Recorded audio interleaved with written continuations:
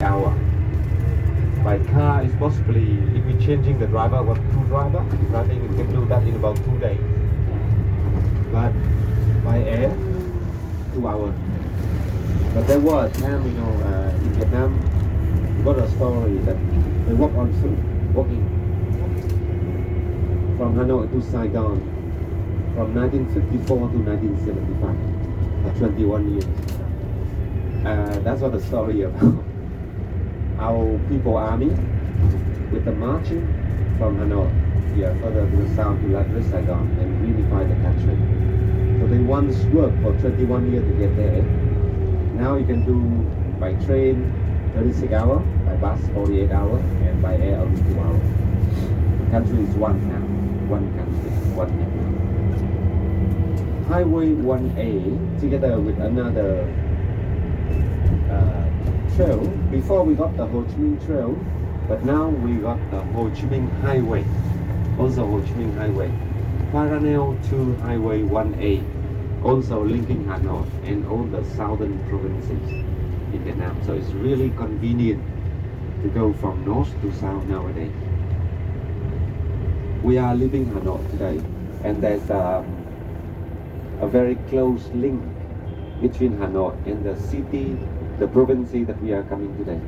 Ninh, locating in the southwest of Hanoi, 110 kilometers southwest of Hanoi. In that province, there are many districts, but there's one district named Hoa Lu. This is the name that I will tell you the story. Hoa Lu district. This was the name of the former capital city of Vietnam. And I will start the story of the history of Vietnam from the 10th century until at least the removal of the capital city from there to the present land of Hanoi. As I told you earlier, Vietnam presently were formerly, long before, formerly Lao Chi.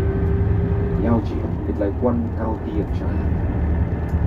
And at that time, Yaoji is like one part of China, and Chinese they send Mandarin and governor here for the administration work in this county, Yaoji.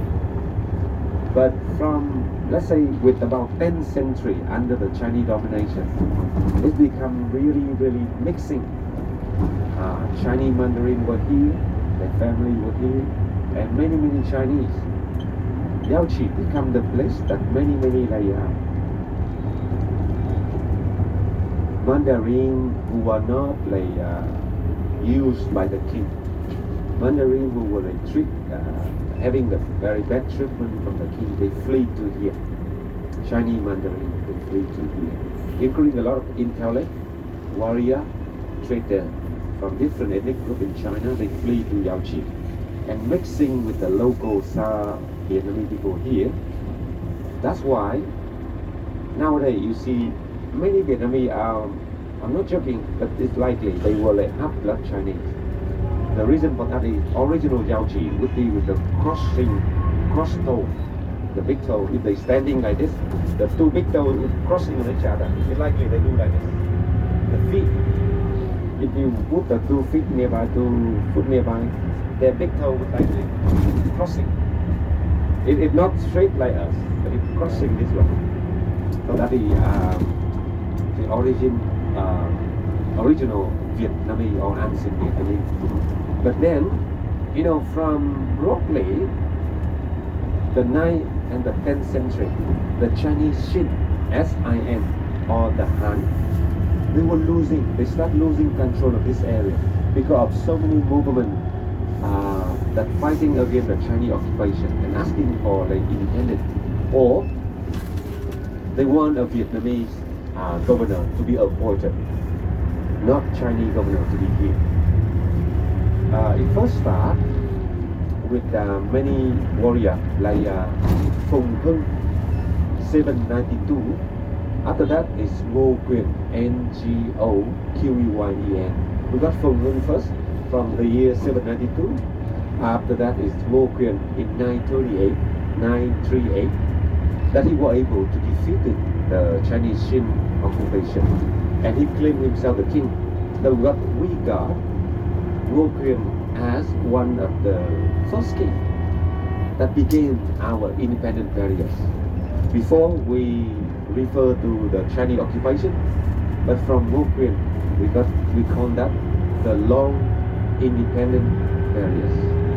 But that is the time that the Vietnamese they start having their own leader, the governor of Vietnamese. They only one thing is they must be approved by China, because all the leader like him, they still agree to pay tribute to China after they claim himself king or whatever, but they still sending like letters and documents that they want to be under the Chinese like approval, and they agree to pay tribute to China king.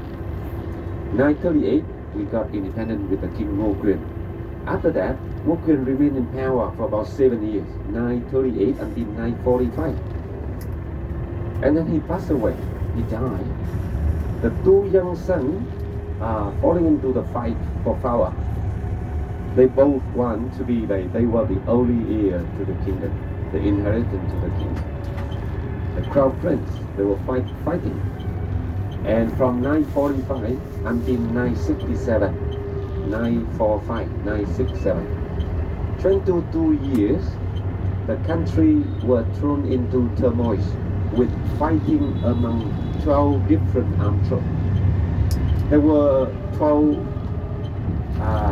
leaders of different armed troops occupying different parts of Vietnam at that time, and they were all fighting for the power, and they were fighting to be the leader of the country. 22 years of fighting until we got one of the most talented one, Dinh Bo Linh. The guy was born in exactly the town that we're coming today, Ninh Binh. Dinh Bo Linh grew up from a very poor family. He was just a buffalo boy, you know, from a poor family, just supporting parents, and his father died when he was very young. He was with his own mom.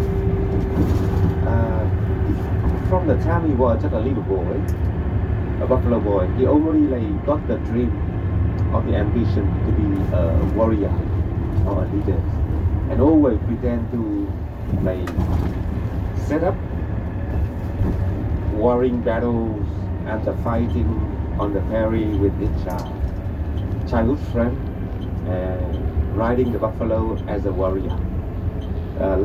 Local legend saying that, and really amazing, you know. In 967, Dinh Bo Linh, after a long time supporting a leader, he became, you know, one of the greatest warrior at that time and the leader at that time. He was able to defeat all the other 11 armed troops, and he claimed himself the king with the name Dinh Tiên Hoàng. So he claimed independence for this country, independent from China, naming the country Đại Cô Việt and choosing Hoa Lư to be the capital city. And we see exactly, you know, like after Ngô Quyền, he became another king, but this is the first one, because he was able to, you know, like unite that country after the fight among, you know, 12 different nations. Dinh Bo Linh set up or founded Đại Cô Việt, choosing Hoa Lư to be the capital city. He was in power from 968 officially until 979, and he was assassinated. That's a very sad story when the king and his oldest son were poisoned on their breakfast. The country was again, Đại Cô Việt were in a very dangerous situation, you know, like many others armed troops. Before they were okay under Dinh Bo Linh, but now they got the plot to rise up for power again. But at that time, a famous Vietnamese woman, you know, like her power rising. She was the queen named Dương Vân Nga. So just remember her as a queen to the king Dinh Tiên Hoàng. she made a decision that actually at that time shocked the whole, nation. And also, until now, it's still a controversial thing, controversial story for the people. That is whether she should support her young son, Ding Tuan, or, how come she did it that way? She decided to make the chief commander of the army, the general, to be the king, instead of supporting her son. And she was made the queen of the next dynasty. So she was the only Vietnamese woman that ever been made queen of two dynasties. So she made the chief commander of the army to be the king, and that guy made her the king. So she married to two different kings. Dương Văn Ngan decided to support Lê Hoàn to be the king, instead of supporting her young son as a tradition. The mother was supporting the younger one and asking for support from the older mandarin. But here, no. Lê Hoàn, when he was appointed to be the king, he quickly, get the country, back under control, and also get the people ready for the defending against the Chinese Song, S-O-N-G invasion. So we got invasion of Chinese Song from 938, but Lê Hoàn leading the people successfully defeated the invasion of the Song. So far, many people look on what the King Lê Hoàn did for the country, and what the Queen did is good for the country. Because if the young son leading the country, I don't think they could be okay to defend the country that way. So it's still controversial. But with the influence of Confucianism, they did not, approving what she did. She expect her to support the young son, not remarriage to that general like Lê Hoàn successfully to be the king and rule our country. He was the king from 980 until 1005.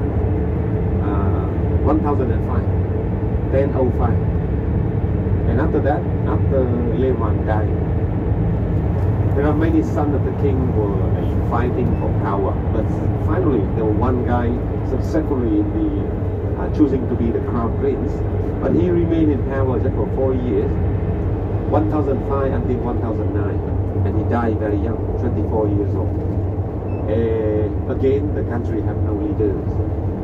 But remember yesterday when we passed by the lake, I showed you the statue of the King Lý Thái Tổ. He was there by 1009, a general, a warrior, the chief commander of the army. It's like the general that leading the whole army of the country. Lý Công Uẩn. He was born 974 and he died 1028. But he got the support from the Buddhist monastic, and he's also rumored to be the son of a very famous monk at that time. A monk but not a son. So that's why, he say that it's he was a foster child, but people doubt that he was the only son of that monk. So he got the support from the Buddhist monastic. At that time, national religion is Buddhism. So that's why Lý Công Uẩn was supported by many people. Lý Công Uẩn became the king in 1009 and still choosing Hoa Lư to be the capital city. So I have to notice back here. Starting from Dinh Bộ Linh, Hoa Lư was chosen to be the capital city 968 until the king passed away 979, and then the Lê dynasty with Lê Hoàn from 980 until 1009, and then with the Lý dynasty at the beginning they still choose Hoa Lư to be the capital city, but only 3 months, because in the year 1010 they decide to move. The king was a master of feng shui, and he also see the very bad ending for all the previous dynasty. You see, Dinh dynasty assassinated very short time in power. Lê dynasty also the same thing, like brother fighting for power, killing each other. So he decided to move. and he saw that Đại La, the land of the presently Hanoi at that time, Đại La was the land that, let's say, the center of the Red River Delta, with fertile river basin, like it's likely deserving the land of the capital city of country for thousands of years. So he decided to remove the capital city to present land of Hanoi. And legends say that when the king was enjoying the boat trip on the Red River to Đại La and Thăng Long, Đại La, he saw the golden cloud in the shape of dragon flying up, and he renamed this land from Đại La into Thăng Long. Remember, Thăng Long meaning ascending dragon. So today, what was left, but not much, mostly temples and some pagoda memorialize two dynasties that I mentioned, the Ding and the Ninh. But with our trip, we choose to see Chang'an. This is an amazing part of Ninh, the World Heritage of Vietnam from 2017. And the boat trip that we are going to take will give you a chance to see many sui dọc, water cave. I possibly choose